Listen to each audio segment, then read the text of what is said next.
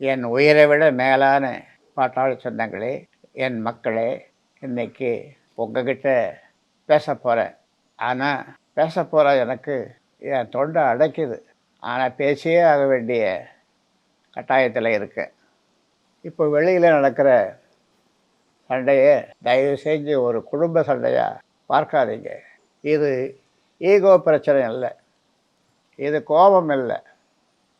இது நான் பெற்றெடுத்த ஒரு இயக்கத்தோட ஆன்மாவ காப்பாத்துற போர். கடந்த சில வாரங்களா அன்புமணி கும்பல்ல இருக்கிற சிலர் என்னை பத்தி என்னென்னவோ சொல்றாங்க.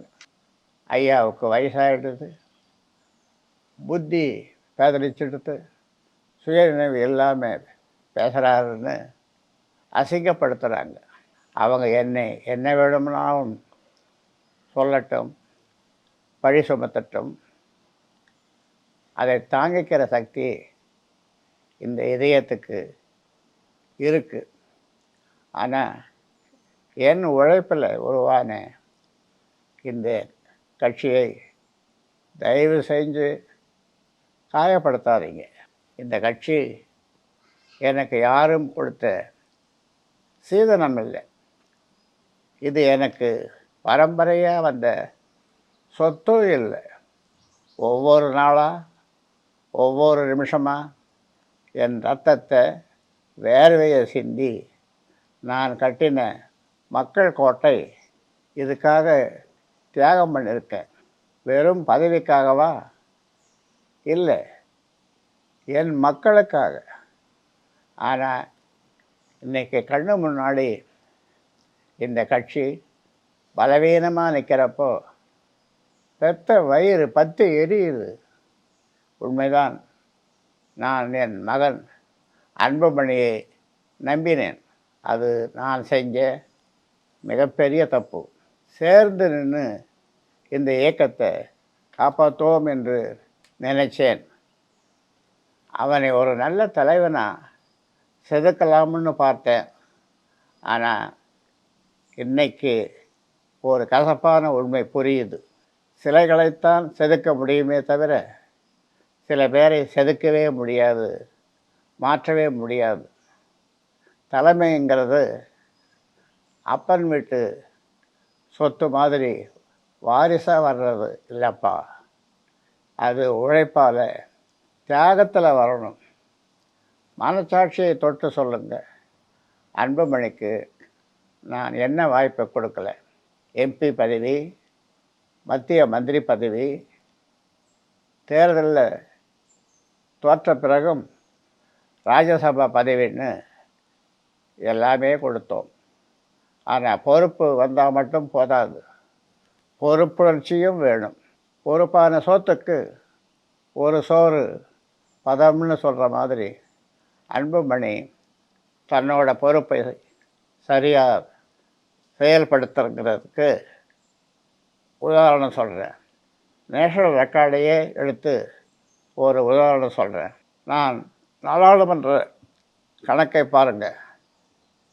தேசிய சராசரி வருகை பதிவேட்டில் மற்ற எம்பிக்களோட வருகை 79% இருக்கிறப்போ அன்புமணியோட வருகை எவ்வளவு தெரியுமா?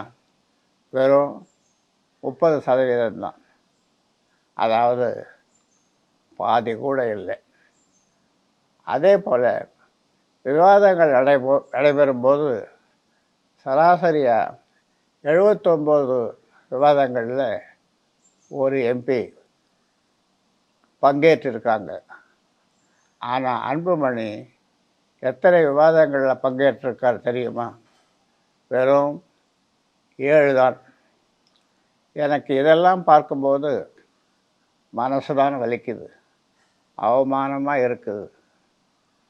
ஒருத்தரை நம்பி நாம் பொறுப்பு கொடுத்தோம்னா மக்களுக்காக உழைக்கணும். ஆனால் அவர் வீட்டில் உட்கார்ந்து என்ன பண்ணுறார்? எப்படி எம்பி பதவியை வீணடித்தாரோ அதே மாதிரி கட்சியிலேயும் 1008 உதாரணங்கள் இருக்குது. ஒழுங்காக களப்பணி ஆற்றலை, தொண்டர்களை சந்திக்கலை. இதுதான் உழைப்பா? இல்லை. இதுதான் மிதப்பா? ஒரு காலத்தில் 20 எம்எல்ஏக்கள் இந்த கட்சிக்கு இருந்தது. இன்னைக்கு அங்கீகாரத்தை இழந்து நிற்கிறது. ஏன் தெரியுமா? உழைக்க வேண்டிய இடத்துல உரிமை கொண்டாடிட்டு இருந்தோம். என்னை ஏமாத்தினவங்களை நான் மன்னிப்பேன். ஆனால் என்னை நம்பி வந்த லட்சக்கணக்கான தொண்டர்களை ஏமாற்ற நான் விடமாட்டேன். எனக்கு இந்த வயசில் பதவியோ அதிகாரமோ தேவையில்லை. நான் கட்டின இந்த வீட்டை உங்களுக்காக காப்பாற்றவே நான் இப்போ முன்னாடி வந்து நிற்கிறேன். இந்த கட்சியை காப்பாற்ற சில உறவுகளை இழக்கணுமா? ஏற்கனவே நான் அதையெல்லாம் தள்ளிட்டு வந்திருக்கேன். சட்டப்படியும் யோசித்து பாருங்கள். இன்றைக்கி தலைமை பதவியே கோர்ட்டில் நிற்குது. அஸ்திவாரத்திலேயே சந்தேகம் வந்தால் அந்த கட்டடம் எப்படி நிற்கும்? அதுபோல் தான் சொல்கிறேன். டிசம்பர் 29ஆம் தேதி சேலத்தில் கூடுற பொதுக்குழு சாதாரண கூட்டம் இல்லைப்பா. அது உண்மையான பாமகவோட மறுபிறப்பு. வர்ற தேர்தலில் 25 தொகுதிகளில் வெற்றி பெற்று நம்ம கட்சியோட சின்னத்தை மீட்கணும். நாம் இழந்த கட்சியோட அங்கீகாரத்தை மீட்டெடுக்கணும். இந்த கட்சியை மறுபடியும் மக்களுக்கான கட்சியாக மாற்றுவதற்கான போராட்டம் இது. அன்புமணி பக்கம் இருக்கிற என் தொண்டர்களுக்கு நான் ஒன்று சொல்லிக்கிறேன். தந்திரங்களுக்கு ஏமாந்துடாதீங்க. ஒரே ஒரு கேள்வி உங்கள் மனச்சாட்சிக்கிட்ட கேளுங்க. பெத்த அப்பனுக்கே துரோகம் செய்கிறவர் நாளைக்கு இந்த இயக்கத்தையோ இந்த மக்களையோ காப்பாற்றுவாரா? எனக்கு வயசாகிடுச்சு, இதுதான் என் கடைசி யுத்தமாக கூட இருக்கலாம். ஆனால் என் உடம்பில் கடைசி மூச்சு இருக்கிற வரைக்கும் உங்களுக்காக போராடுவேன். கோபத்தில் இல்லை, அறத்தோட அன்போட நிற்பேன். ஒரு உரம் ஓடி உழைச்ச என் தம்பிங்க, என் பிள்ளைகள் எல்லோருக்கும் அன்னைக்கு சேலத்துக்கு வரணும். ஒருத்தர் கூட விடுபடக்கூடாது. நாம் எல்லோரும் கைகோர்த்தா இந்த ஆலமரம் நிமிர்ந்து நிற்கும். மக்களுக்கான பாமகவை மீண்டும் உருவாக்குவோம். நீங்கள் நல்லா யோசிங்க. உங்கள் மனசாட்சிக்கிட்ட ஒரு முறை பேசுங்க. நம்ம கட்சி ஒரு காலத்தில் எப்படி இருந்த கட்சி, இன்றைக்கி அங்கீகாரமே இல்லை. நீங்கள் சிந்திச்சு பார்த்தா இதுக்கு பின்னால் இருக்கிற உண்மை உங்களுக்கு புரியும். இது நம்ம இயக்கத்தை காப்பாற்ற வேண்டிய கடைசி வாய்ப்பு.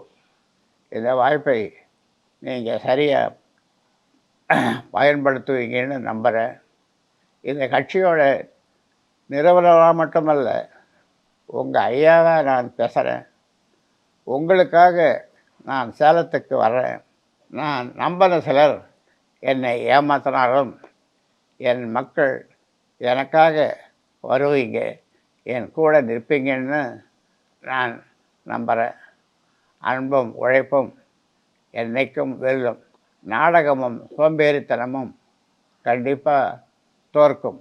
சேலத்தில் நாம் சந்திப்போம். உங்கள் ஐயா நான் கூப்பிடுகிறேன். கட்டாயம் வந்துடுங்க.